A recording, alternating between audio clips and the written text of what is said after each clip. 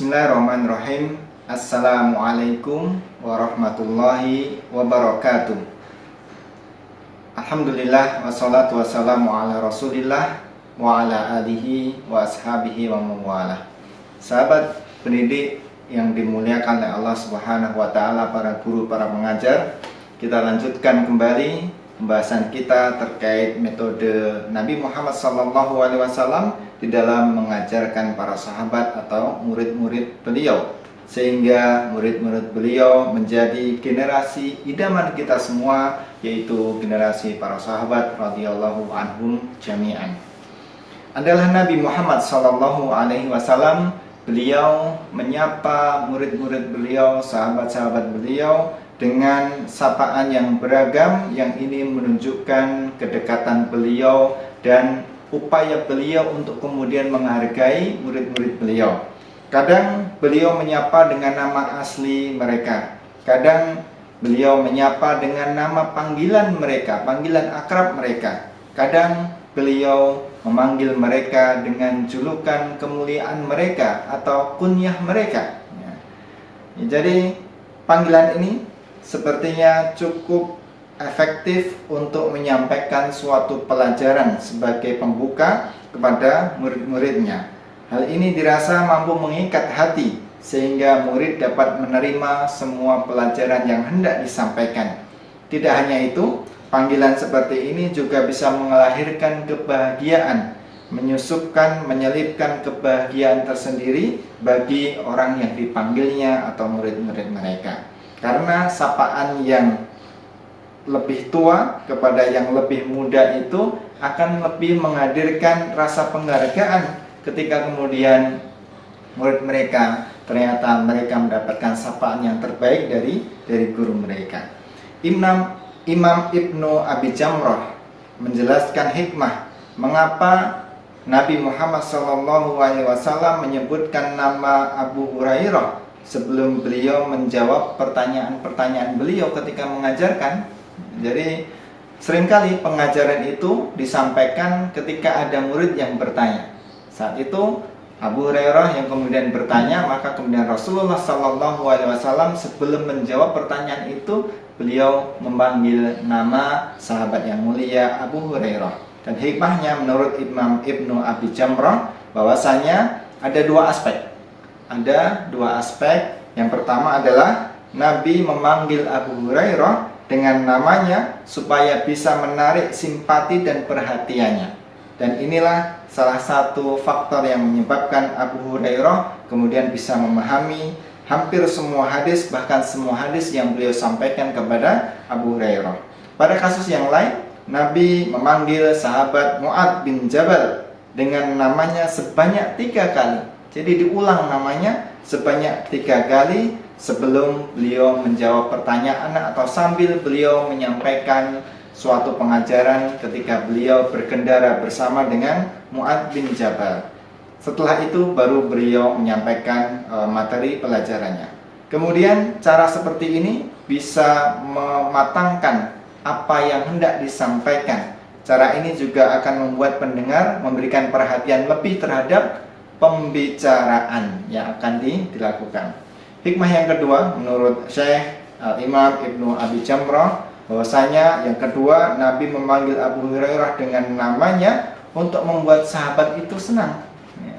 Jadi ketika kita dipanggil oleh guru kita dengan panggilan yang kita sukai dan itu adalah panggilan yang baik, itu akan kemudian bisa menyelipkan rasa senang pada diri orang yang dipanggilnya.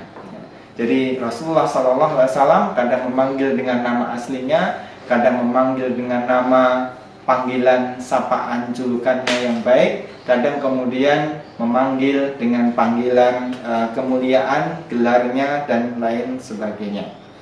Kita akan sedikit mengupas ketika Rasulullah SAW memanggil sahabat yang mulia Mu'adz bin Jabal sebanyak 3 kali dalam proses pengajarannya.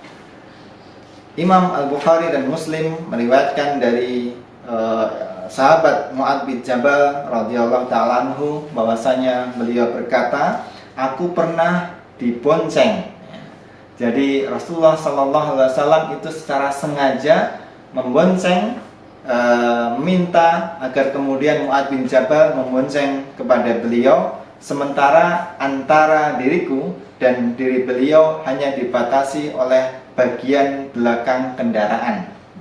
Lalu beliau memanggilku, wahai Mu'adz bin Jabal, aku penuhi panggilanmu ya Rasulullah, aku siap membantumu ya Rasulullah, jawab beliau. Beliau kemudian melanjutkan sabdanya,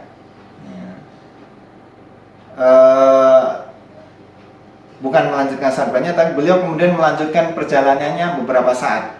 Kemudian beliau memanggil lagi, wahai Mu'adz bin Jabal. Maka sahabat Mu'adz menimpali dengan, aku penuhi panggilanmu wahai Rasulullah, aku siap membantumu wahai Rasulullah. Maka kemudian Rasulullah melanjutkan perjalanan sambil memonceng. Beberapa saat kemudian beliau memanggil kali yang ketiga, ya, wahai Mu'adz bin Jabal.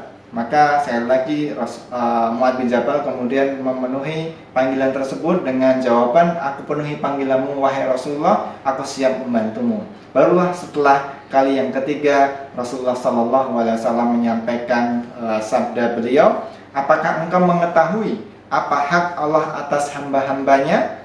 Mu'adz berkata, Allah dan Rasulnya yang lebih mengetahui. Maka beliau Sallallahu Alaihi Wasallam bersabda, sesungguhnya hak Allah atas hamba-hambanya adalah agar mereka beribadah kepadanya dan tidak menyekutukannya dengan apapun.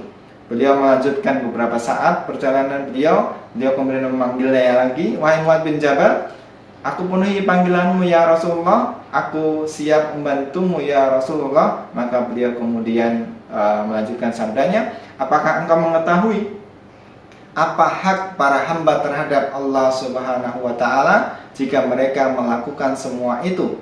Artinya melakukan hak-hak Allah Subhanahu wa Ta'ala. Maka Mu'adz berkata, Allah dan Rasulnya yang mengetahui, yang lebih mengetahui. Maka Rasulullah kemudian melanjutkan sabdanya, dia tidak akan menyiksa mereka. Jadi dalam hadis ini banyak sekali Rasulullah SAW memanggil Mu'adz dengan namanya yang asli agar kemudian beliau lebih menaruh perhatian terhadap materinya. Demikianlah ketika kita melakukan proses pengajaran, maka sunnah Nabi Muhammad SAW itu dengan menyapa nama anak didik kita dengan panggilan yang terbaik. Bahkan ketika salah seorang anak didik kita itu kemudian kita panggil dengan namanya yang baik, itu akan diingat, terkenang sepanjang masa.